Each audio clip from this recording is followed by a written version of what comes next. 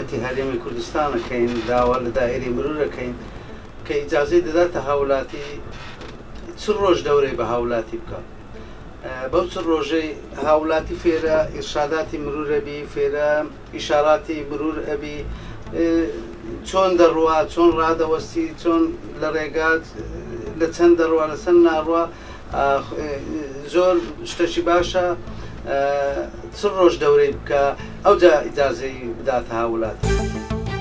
ئەمڕۆ ڕۆژی قوربانیانی هاتوچۆیە داوا لە شۆفێرە بەڕێزەکان دەکەم تیژڕەوی کەم بکەنەوە ئەنجامی ئەو تیژڕەویە تەنها چەند خولەکێکە بۆ ماوەی چەند خولەکێک گیانی خۆتان مەخەنە مەترسی. دەبینین کە لە کوردستانی خۆمان زۆر شتەیە کە خەڵک تەوەجوی پێ ناکە مثلەن سەحنەهای حادسەی ڕوودا و زۆر ڕوودەدا بەڵام خەڵکی ئەمڕۆکانە تەوەجو بۆ شتە ناکە. یەکێک لە هۆکارانە ئەوەیە کە خەڵک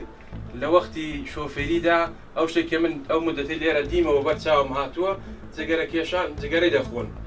یا تۆ دەخۆن یا مەسەلەن وەختی ڕانندگی زۆر شتەیە کە نایبەستن بەخصوص کە پشتێنی سڵامەت یەکێک لەو شتە گەرینگە و مهمانەیە کە ئینسان لە وەختی تەسادوف و حادسە دەپارێزیە بەڵام خەڵک زۆر گەرینگی پێ نادات.